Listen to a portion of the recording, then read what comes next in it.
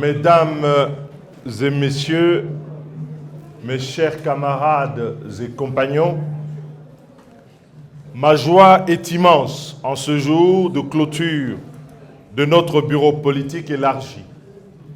Le dynamisme qui a caractérisé le déroulement de ces assises durant les 3 journées, ainsi que la qualité des conclusions que vous venez de présenter ici dans le rapport général témoignent à la fois le degré d'effort fourni, mais aussi la pertinence de vos réflexions et du sérieux avec lequel vous avez mené les travaux dans vos commissions respectives. Soyez-en remerciés.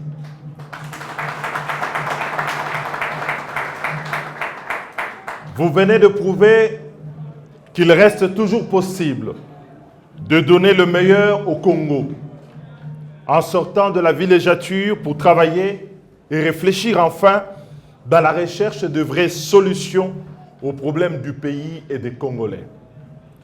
Je reçois ce rapport avec beaucoup de satisfaction et vous en félicite parce que l'organisation de ces assises a bien été à la hauteur de nos aspirations, les aspirations de notre parti, de la noblesse du combat que vous menez et que nous menons pour le Congo, notre pays.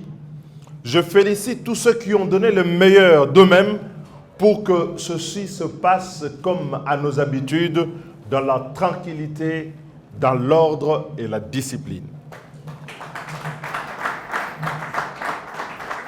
Au-delà du rapport final des travaux, j'ai reçu les conclusions de chaque commission que j'ai eu l'honneur de recevoir avant.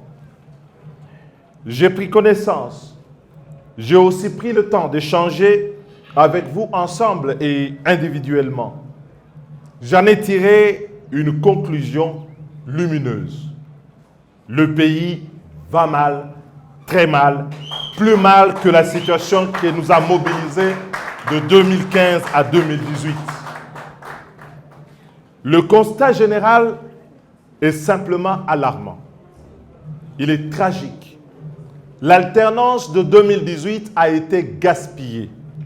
Le pays régresse sur tous les plans. L'avant se révèle parfois mieux que l'après. Nous ne pouvons pas, pour aucune raison, nous taire et entrer dans l'hibernation face à la situation actuelle de notre pays et face au passé que nous avons tous et que nous avions tous jadis combattu de manière très énergique et qui devient aujourd'hui un horizon à conquérir.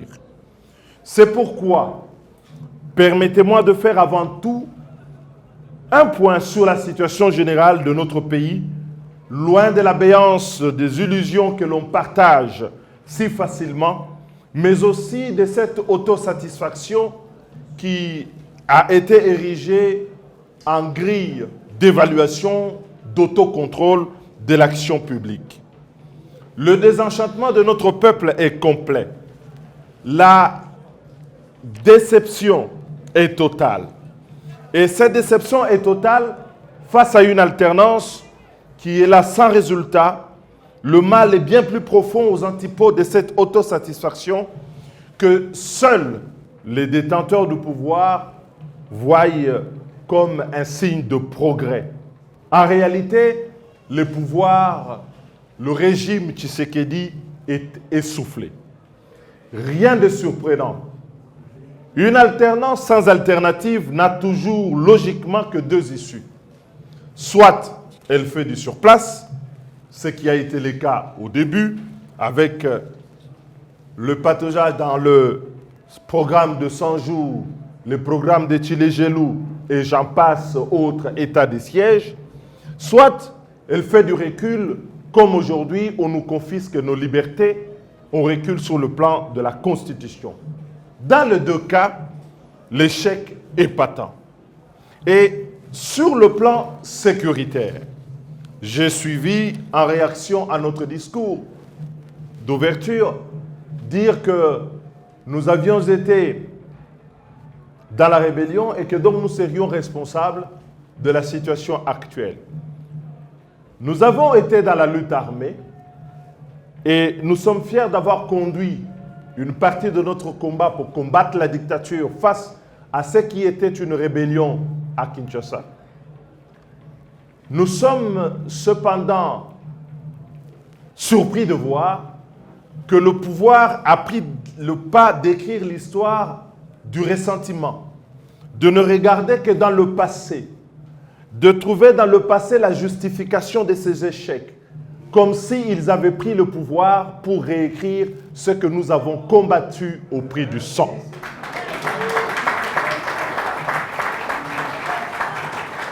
Au plan sécuritaire, le pays demeure fragile, plus fragile qu'en 2018.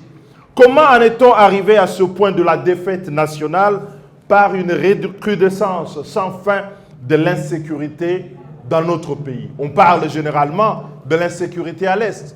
On a suivi la MONUSCO qui disait que le M23 était bien plus armé que les forces nationales. Mais peut-on expliquer pourquoi il y a l'insécurité dans le Kouamout?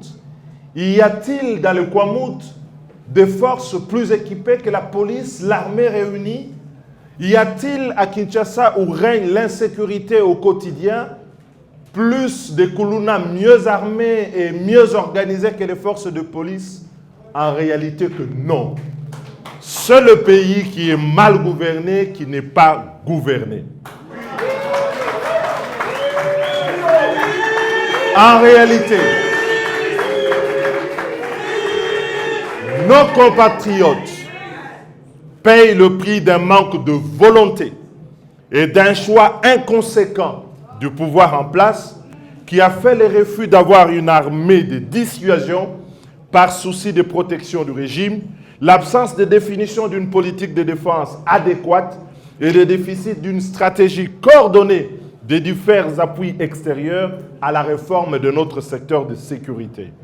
Le goût du pouvoir a pris le dessus sur la promesse de la fin de l'insécurité qui a fait promettre certains d'aller s'installer à Goma, dans la partie orientale du pays. Et pourtant, la guerre continue. La solution trouvée de sous-traiter la défense nationale et la protection de nos frontières, y compris par ceux-là même à qui l'on pointe du doigt comme étant les auteurs de l'agression, est un aveu d'impuissance et de démission des pouvoirs publics, une preuve d'abandon du peuple congolais. Notre pays aujourd'hui héberge désormais officiellement plusieurs armées invitées officiellement, et cela à titre bilatéral et multilatéral, pour rétablir à notre lieu et place, et parce que dans l'entretemps, l'état de siège n'a pas fonctionné. Plusieurs armées, je disais, outre l'armée ougandaise invitée dans le cadre de l'opération de la mutualisation des forces, le Sud-Soudanais sont sur le sol congolais, le Burundi, le Kenya, dans le cadre de la force régionale, et toutes les autres forces dans le cadre de l'EAC. Le M23, dont on nous a promis qu'il allait être foudroyé par une attaque, on apprend, à peine dit et avoué, que la force de l'EAC ferait tampon, c'est-à-dire consacrerait la présence continue du M23 sur notre sol. Est-ce que le peuple congolais peut-il accepter cela? Non! Et comme vous le voyez, tout procède donc d'abord de la volonté d'avoir voulu instrumentaliser les relations avec les pays voisins, le Rwanda et l'Ouganda, à des fins de politique intérieure dans l'optique de protection face à une contestation de la légitimité interne. Cette approche du pouvoir, cette approche du gouvernement doit être blâmée, doit être condamnée, parce que c'est elle qui a dégénéré en chaos, qui a ensuite enclenché le cycle de la surenchère des acteurs régionaux qui sont réintroduits sur le sol national par des accords bilatéraux et multilatéraux que personne ne connaît, dont personne ne connaît le contenu. Et cela en se défaisant maladroitement du cadre multilatéral de l'accord d'Addis Abeba qui présentait pourtant l'avantage d'en avoir aucune de ces forces sur le territoire national. Et sur ce point, tout en disant nous sommes contre la présence du M23 sur le sol national, nous devons avoir le courage de souligner la responsabilité du gouvernement d'avoir produit un chaos diplomatique et sécuritaire dans la région. Sur le plan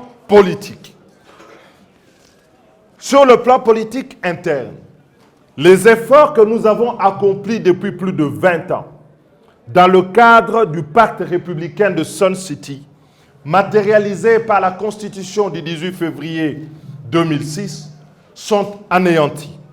La liberté d'expression est en permanence sous le coup des intimidations. Les opinions contraires sont toutes reliées à l'infraction de l'offense, de l'imputation dommageable.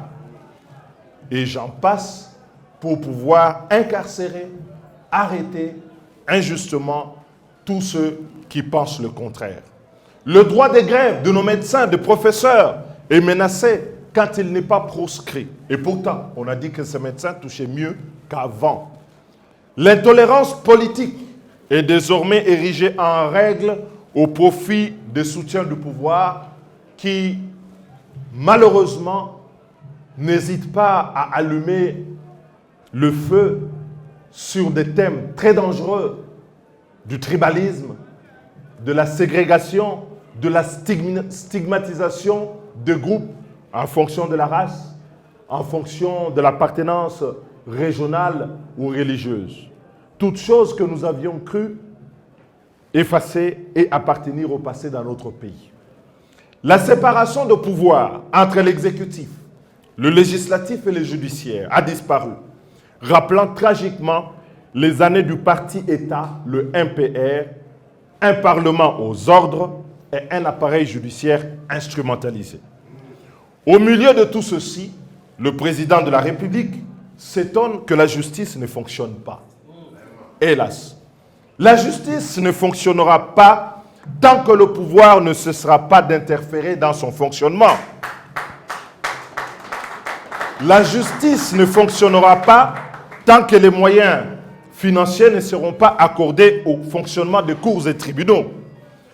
La justice ne fonctionnera pas tant que les mesures de grâce accordées ne correspondent à aucune cohérence de la politique pénale.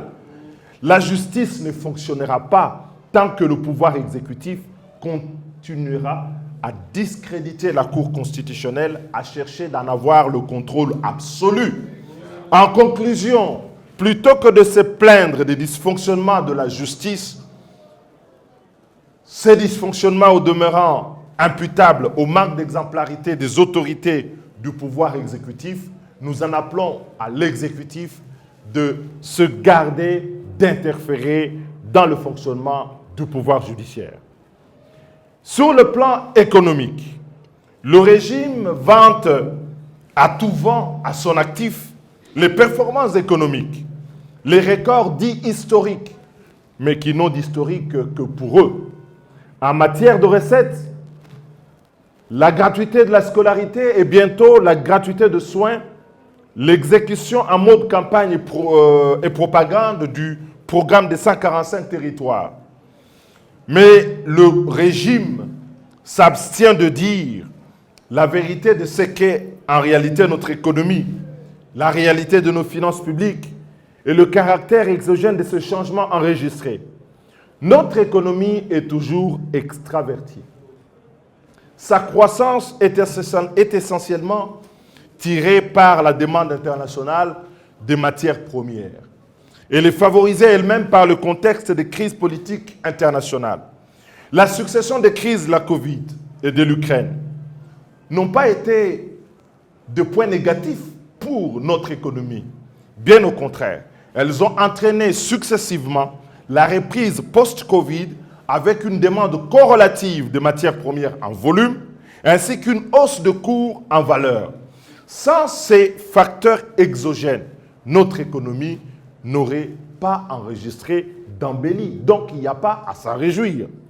Le niveau atteint de la croissance économique, projeté pour 2023 à 6,7%, n'a rien de nouveau. Il correspond à la moyenne de cette même croissance procyclique enregistrée hors les périodes de crise par notre pays depuis bientôt 20 ans. Plutôt que de faire la politique de la cueillette, le régime devait se pencher plus sérieusement sur la mécanique de notre croissance économique qui n'est pas inclusive en répondant effectivement aux défis de la diversification, de l'emploi des jeunes et de l'amélioration du pouvoir d'achat de nos concitoyens. Le défi économique de notre peuple ne consiste pas à observer passivement les bénéfices de réalités extérieures inattendues et de s'autosatisfaire d'une croissance non inclusive tirée par les industries extractives dont la gouvernance au demeurant pose de sérieux problèmes. Il faut regarder les secteurs hors industrie extractive dont la contribution à la croissance reste faible. Et c'est cette faiblesse de ces secteurs qui justifie que nos concitoyens sont gardés dans une pauvreté sans fin. Le Congo est le deuxième pays ayant le plus grand nombre de pauvres au monde, suivant le dernier rapport de la Banque mondiale. Dans les domaines de l'agriculture, le commerce, l'industrie, les services, aucune action, aucune réforme d'envergure n'a été menée par le régime en place au cours de ces 4 ans. S'agissant des records de recettes, la propagande du régime omet de mentionner, à juste titre, que les niveaux réalisés des recettes sont le reflet de la conjoncture et non le fruit de son effort. L'amélioration de cours et l'imposition de superprofits consécutifs à la dernière révision du Code minier en 2018 justifie, rien que pour les mines, un accroissement de l'ordre de plus de 3 milliards de dollars à ce budget de 2023. Cette dépendance est aussi la source de notre vulnérabilité et la fragilité en cas de retournement du contexte international, d'autant que l'embellie du secteur minier cache la faiblesse des recettes de douane, des recettes des budgets annexes et des comptes spéciaux. Dans la réalité, nos recettes restent globalement à un niveau faible du point de vue de la pression fiscale, cachant une contre-performance par rapport à la moyenne des pays subsahariens dont la pression fiscale oscille entre 17 et 20%.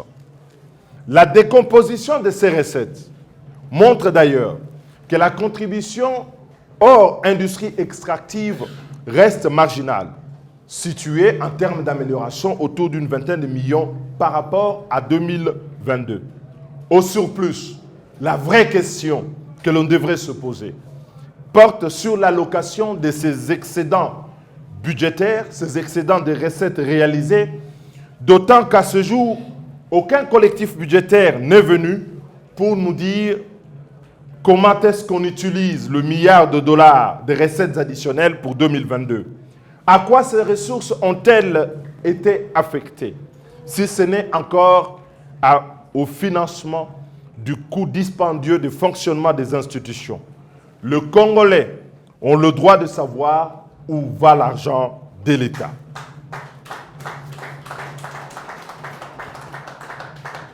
La question de la gratuité.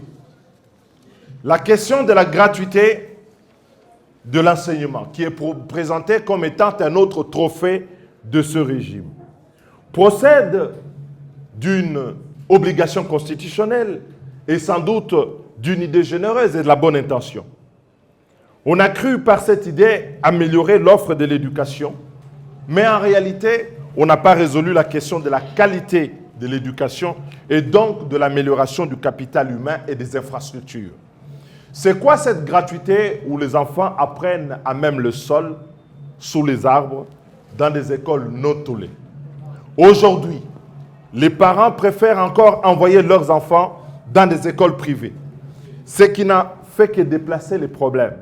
Parce que ceux qui ont les moyens ont ce privilège d'envoyer leurs enfants dans le privé et ceux qui n'ont pas les moyens ne peuvent que subir la gratuité qui a massifié les classes et qui a détruit les niveaux de la qualité de l'enseignement. Cette politique de la gratuité vanté comme étant un trophée, met aussi en lumière l'égoïsme du régime. En fait, de générosité, le pouvoir sacrifie la qualité de l'enseignement sous un coup politique de communication parce qu'il s'agit des enfants des autres. Ce faisant, c'est la jeunesse de notre pays qui est sacrifiée. Le programme de 145 territoires correspond à des actions d'urgence conçues et exécutées sans vision de développement durable et sans aucune intention que d'impressionner la galerie dans une optique de propagande politique. C'est le saupoudrage de la quincaillerie de la campagne électorale. Le Congo a besoin, non pas de ce saupoudrage, le Congo a besoin d'une vraie vision de développement, une vision claire, connectée à la réalité, une vision durable, basée sur les attentes réelles de nos populations, plutôt que sur ce coup de propagande.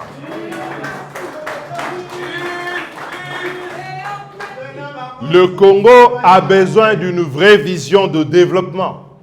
Le Congo a besoin d'une vision claire, cohérente, connectée à la réalité et basée sur les véritables et les réelles attentes de notre population, plutôt que de cette quincaillerie de propagande distribuée sous le mode 145 territoires.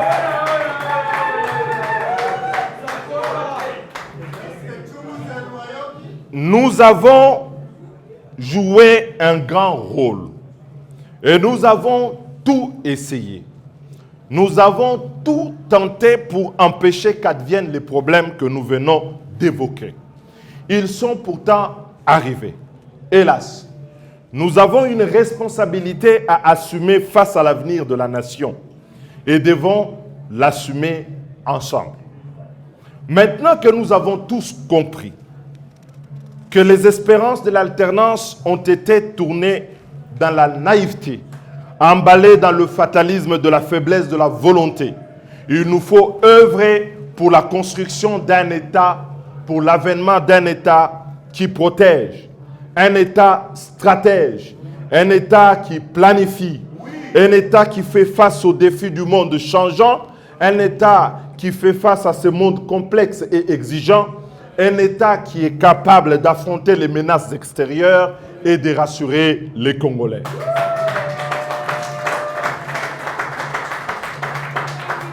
On peut donc dire que la situation actuelle ne peut pas perdurer, sauf si nous broyons toute notre conscience et acceptons de sacrifier l'espoir d'un avenir meilleur pour nos enfants. Nous avons fait preuve au cours de toutes ces années d'une opposition ferme, mais une opposition généreuse. J'étais étonné d'entendre qu'on ne savait pas où était l'opposition dans ce pays. Opposition, nous sommes là. Dans le cas de cette opposition ferme, mais généreuse, nous avons à chaque fois fait part de propositions pour sauver ce qui pouvait l'être. Et le pouvoir ne doit pas considérer cela comme étant un aveu de faiblesse. Mais face à la déception, mais aussi tenant compte des attentes de notre peuple, une nouvelle ère s'ouvre dans l'histoire de notre pays. Les élections de 2023 sont une opportunité inédite. Les mythes sont morts, les légendes disparues. Le temps du peuple est venu. Il ne s'agira pas cette fois-ci d'aller à la recherche d'un homme providentiel. Il nous faudra un leadership responsable et fort. Il ne s'agira pas cette fois-ci de se complaire à instrumentaliser notre peuple. Il s'agira d'aller chercher un peuple providentiel, celui qui sera à même de relever le défi du choix pour un Congo nouveau qu'il faudra écrire dans un projet de refondation de la nation.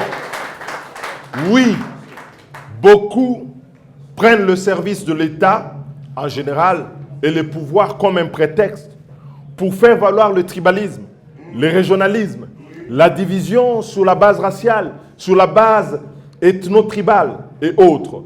ce prétexte est devenu la porte d'entrée de la balkanisation de notre pays, dont nous offrons chaque jour en miettes notre héritage commun aux appétits des pays voisins. Et pour faire face à cela, le projet que nous vous proposons est un projet qui parle du Congo, est un projet qui parle de l'unité et pour lequel j'invite chacun et tous lors du prochain congrès de construire l'offre et d'en faire part comme cette alternative qui manque cruellement à l'alternance actuelle et qui doit dresser le chemin de l'avenir. Toutes les questions évoquées ici montrent que le pouvoir issu de l'alternance, mal assumé, a plutôt apporté des problèmes qu'il n'en a résolus.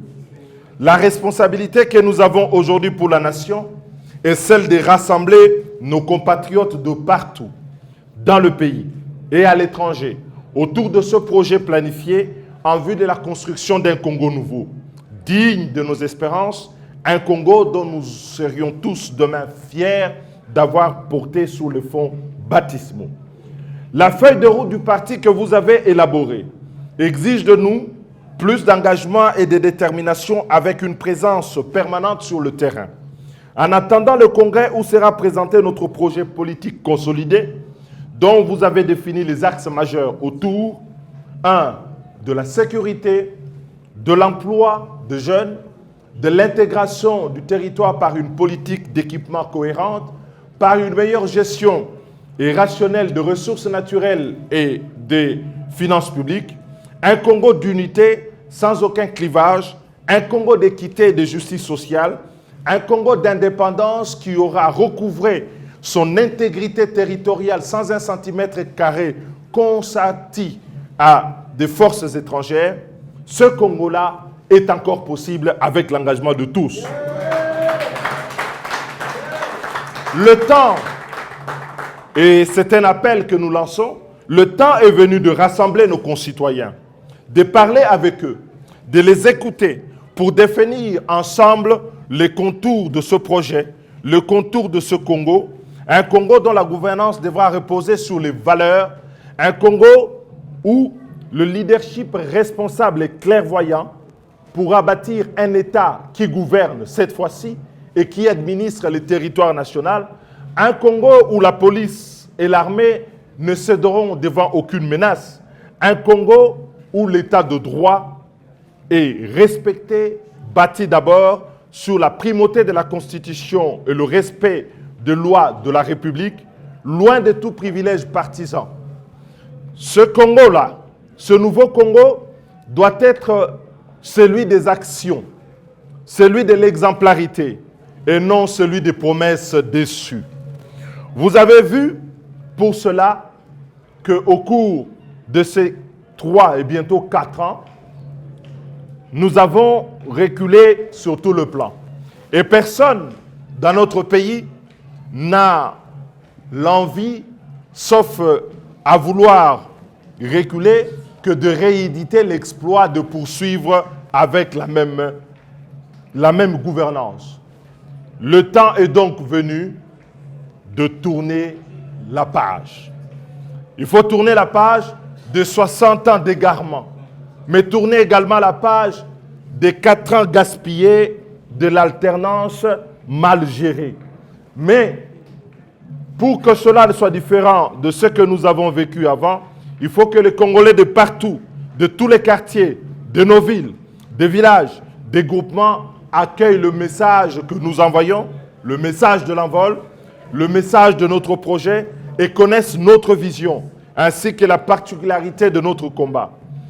Allez donc partout dans vos provinces, rassemblez, rassurez, sans relâche, sensibiliser nos compatriotes à préparer la venue du nouveau Congo dans la paix et la tranquillité par des élections démocratiques, libres et transparentes. Nous serons à ces élections. Nous proposerons à ces élections une alternative sérieuse et crédible pouvant permettre à notre nation de se relever et d'effacer ces années d'humiliation et de recul. En attendant, je réitère donc à chacun et à chacune d'entre vous mes sincères félicitations pour sa participation dans ce bureau politique et vous donne rendez-vous très bientôt dans toutes vos coordinations pour pouvoir sensibiliser et rassembler nos concitoyens autour de ce projet de l'alternance et de la refondation du Congo. Par ces mots, je déclare clos les travaux du bureau politique élargi et je vous remercie.